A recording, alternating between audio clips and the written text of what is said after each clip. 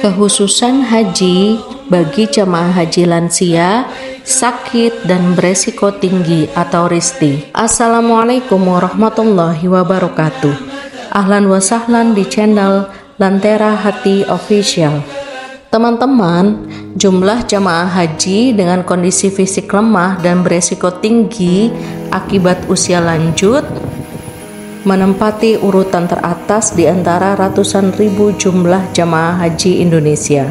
Bagian besar jamaah menderita sakit selama berada di tanah suci. Agar ibadah yang dilakukan tetap sempurna meski dengan sejumlah keterbatasan, jamaah haji perlu memahami rukhsah atau keringanan hukum dalam ibadah haji. Dengan demikian, kondisi lemah dan sakit tidak menghalangi jamaah haji untuk tetap melaksanakan ibadah sesuai dengan syariat dan hakikat, sehingga ibadah yang dijalankan oleh jamaah haji itu sah, sempurna, dan mabrur.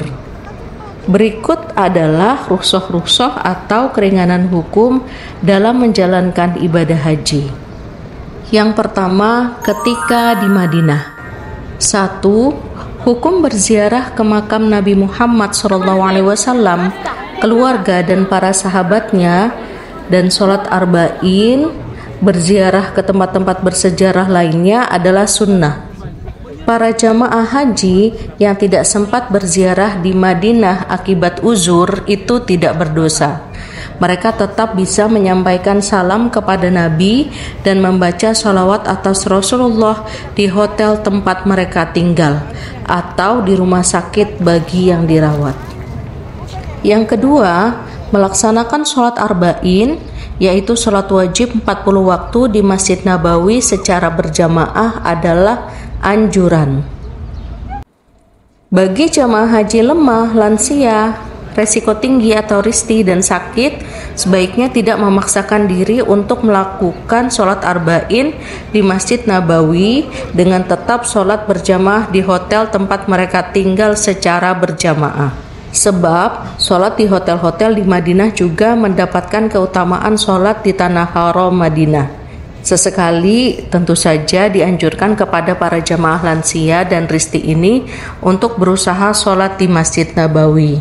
Tentu saja dengan dibantu mungkin teman sekamarnya atau mungkin bisa minta bantuan oleh petugas. Maksudnya petugas haji dari pemerintah ya teman-teman. Atau jika jamaah bergabung di KBIH, kelompok bimbingan ibadah haji, biasanya pendamping dari KBIH mengupayakan jamaah yang sakit, lemah, lansia, dan RISTI setidaknya sesekali sholat di Masjid Nabawi. Yang kedua, ketika ihram dari mikot. 1. Jamaah haji gelombang 1 disarankan melakukan sejumlah amalan sunnah ihram di mikot Abyar Ali atau Bir Ali.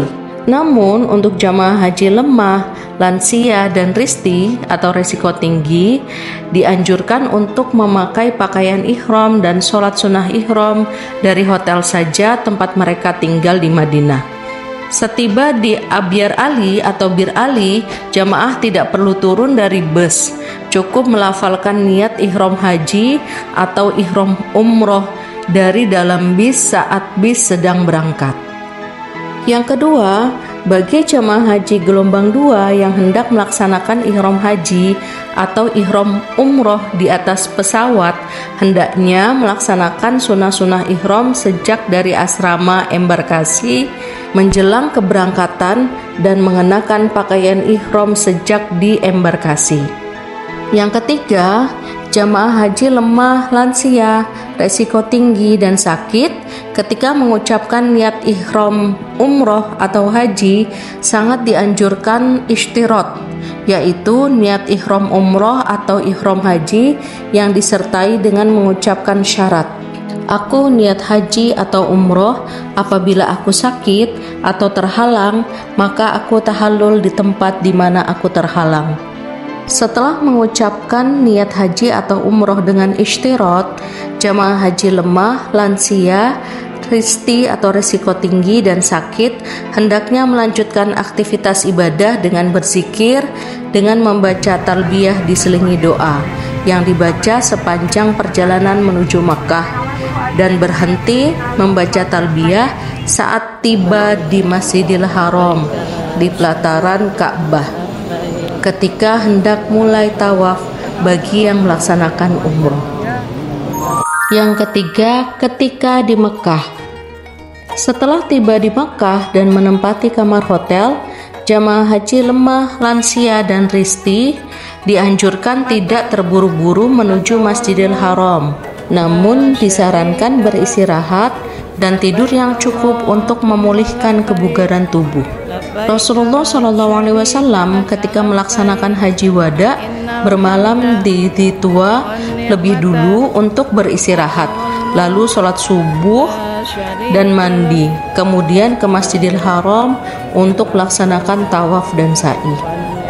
Bagi jamaah haji yang lemah, lansia, risti, dan sakit, tawaf dan sa'inya dapat menggunakan kursi roda, baik dibawa sendiri oleh keluarganya atau anggota keluarganya, atau menggunakan jasa orang lain. Jamaah juga bisa menggunakan mobil golf, namun karena keterbatasan armada memang harus antri ya teman-teman.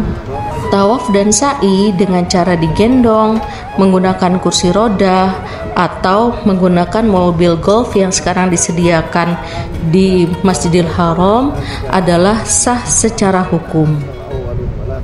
Teman-teman, menurut Ibnu Abbas radhiyallahu an, seluruh tanah haram Makkah adalah Masjidil Haram.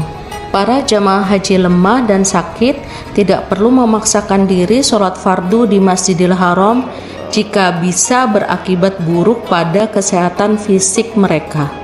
Jamaah yang melaksanakan sholat berjamaah di hotel atau di masjid sekitaran hotel tetap mendapat keutamaan yang sama dengan sholat di Masjidil Haram.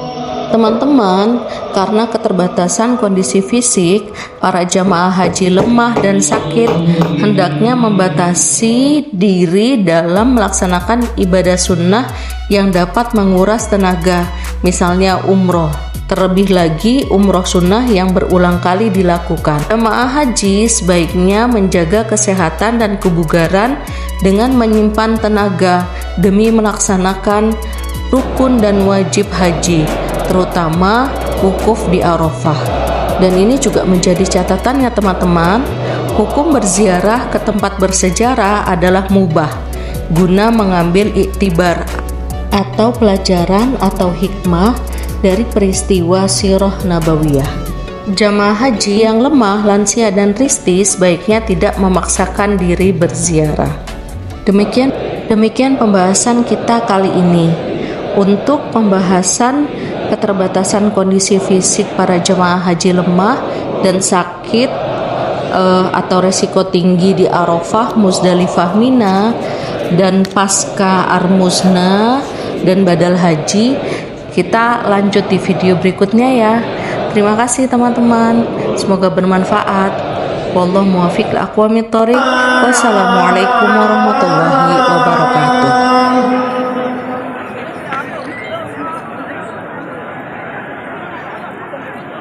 Hayya 'alas salah.